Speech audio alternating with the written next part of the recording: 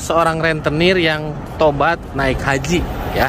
Terus naik haji setelah sampai ke Mekah. Jadi ini ceritanya saya sengaja di depan Masjidil Haram. Sekali lagi nih ya, jadi buat renungan buat orang yang ingin datang ke tanah suci Mekah. Setelah sampai ke Mekah, orang itu nggak ngelihat Ka'bah. Allahu Akbar. Iya. Hah? Saya juga pernah dengar cerita itu. Banyak yang cerita seperti itu. Coba bayangkan guys, kita datang dari jauh dari Indonesia. Iya. Dengan ongkos mahal ya. Ya, dan di video kali ini guys, saya sama Kang Irlan mau bercerita tentang seorang rentenir yang naik haji ke Mekah. Ya, saya sengaja bikin video ini, sengaja bikinnya itu di depan Masjidil Haram supaya jadi bahan renungan buat kita semua bagi yang ingin datang ke tanah suci Mekah dan Madinah. Jadi banyak cerita yang di luar nalar manusia, cerita-cerita aneh yang nggak masuk akal. Iya, yang nggak masuk akal, tapi ini nyata. Nah, sekarang saya mau jalan dari sini ke arah Masjidil Haram. Sekarang kita ini berada di jembatan layang, dan di sini pemandangannya itu kalau buat reels, buat Instagram di sini tuh keren memang ya. Karena ini nih, pemandangan ini tuh memang jelas semua ya. Terlihat jelas semua. Masuk semua ke kamera tuh. Masuk semua tuh ya. Nah, Kang Irlan dulu nih. Kang Irlan itu dulu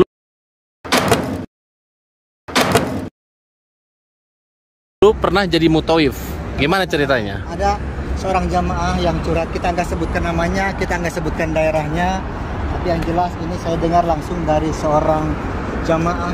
Ini bukan rentenir tapi ya. Iya. Beliau ini seperti mempunyai jimat kan, Allah. Jimat, kalau bahasa kita pakai isim ya, mempunyai jimat. Iya. Nah pas datang ke sini itu nggak merasakan gimana gitu. Melihat Ka'bah pun biasa-biasa aja, hambar gitu. Hambar kan? Ya. Hambar, nggak merasakan getaran, nggak merasakan nikmatnya ibadah. Nah, beliau pun aneh, ada apa gitu.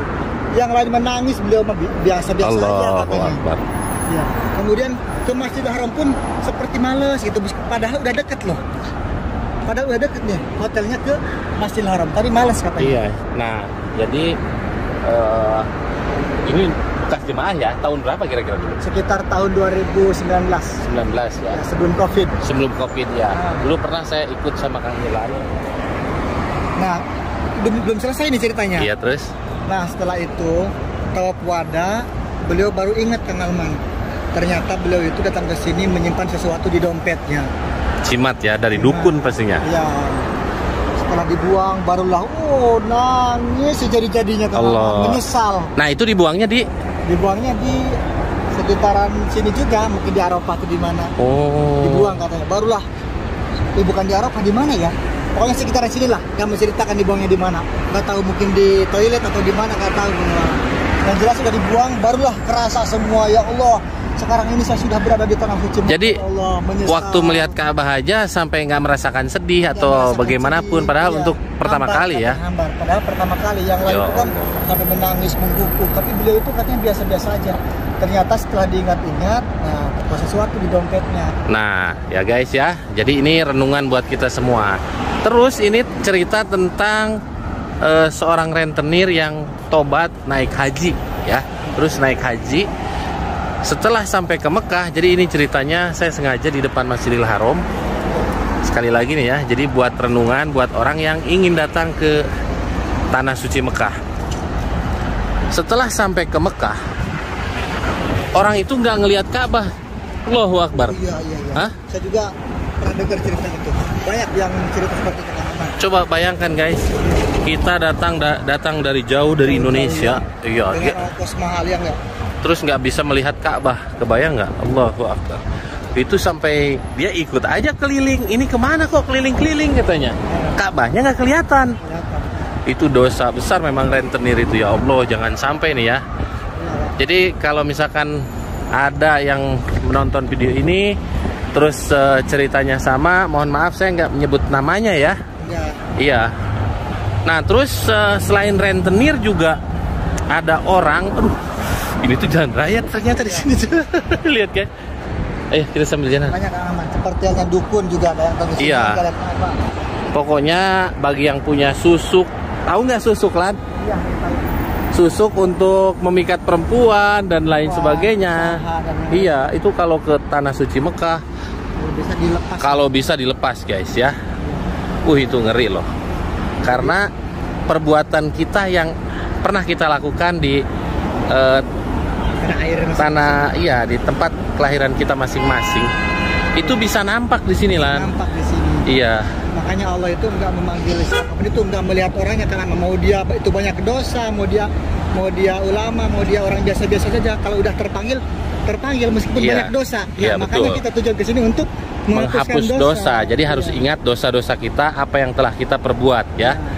Itu yang ngeri itu, rentenir sampai nggak ngelihat Ka'bah, guys. Itu gimana itu ceritanya?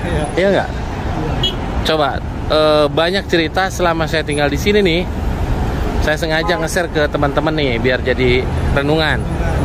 Ada yang datang ke sini itu tiba-tiba nginjak lantai Masjidil Haram itu jadi panas. Sampai melepuh. Itu ada. Dan bukan karangan loh. Iya. Bahkan ada yang sampai sini, beliau itu sok-sokan itu udah berpengalaman, saya udah tahu semua jalan, tapi tiba-tiba nyasar terus. Betul. Ya, banyak juga yang seperti itu.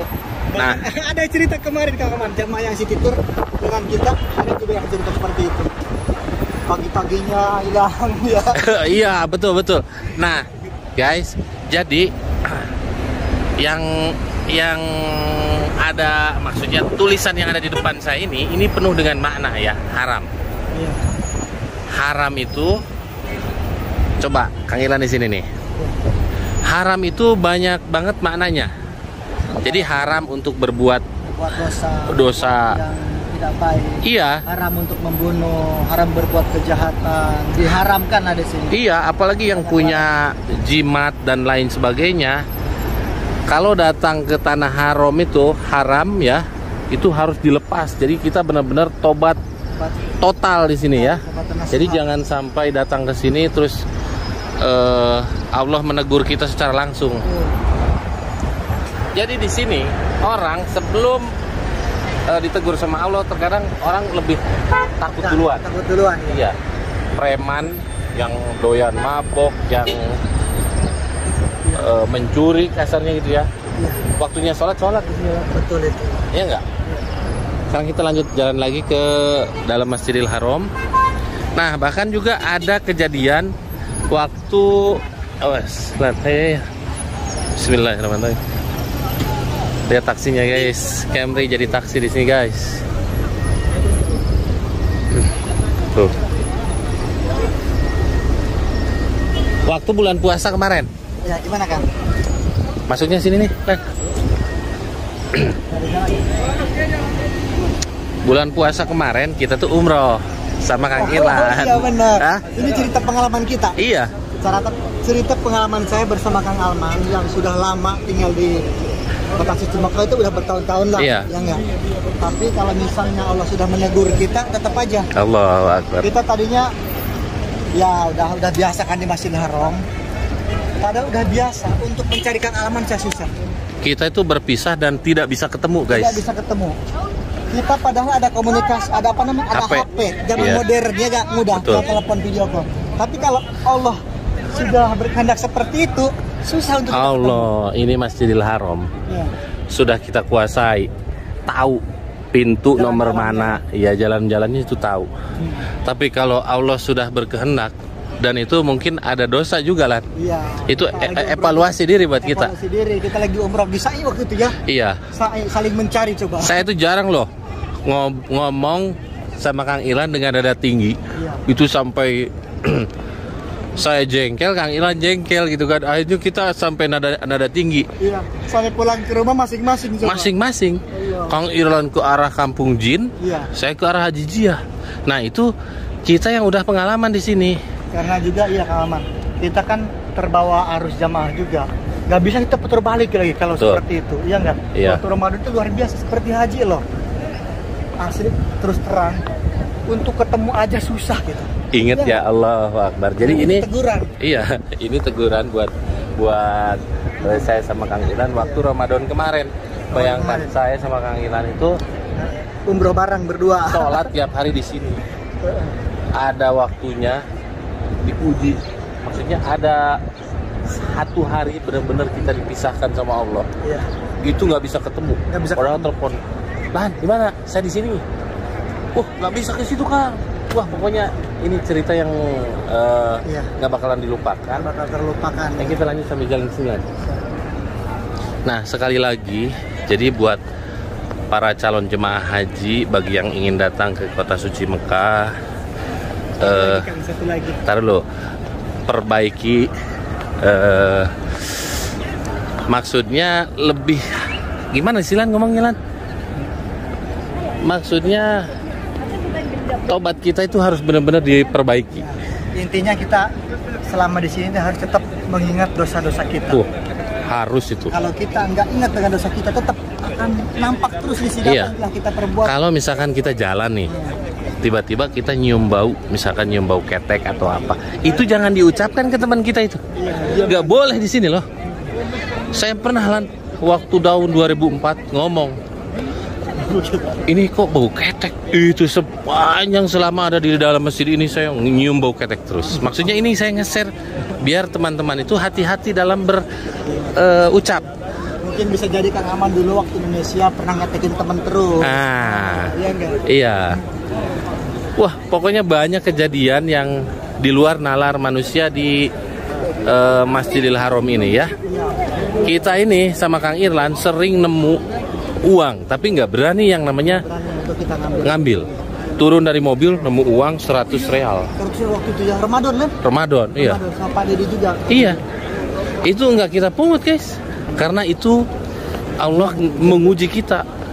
Nah, ini jadi evaluasi ya buat kita semua bagi yang mau datang ke tanah suci Mekah. Banyak teman-teman cerita ketika menemukan dompet atau uang, kemudian mereka ambil, setelah diambil itu semua dompetnya hilang. Allah, Mereka iya. yang mengambilnya Itu jangan sampai. Jadi esensi video ini adalah untuk mengingatkan kita semua bagi yang ingin datang ke kota suci Mekah, ya nggak, dan Madinah. Jadi jangan berucap yang nggak jelas. Betul. Jadi berucaplah yang baik-baik selama ada di sini kita lebih baik zikir, ingat ke Allah terus. Insya Allah umroh atau haji kita nyaman, aman, dan hati kita lebih tenang. Oke guys, segitu aja dulu. Ini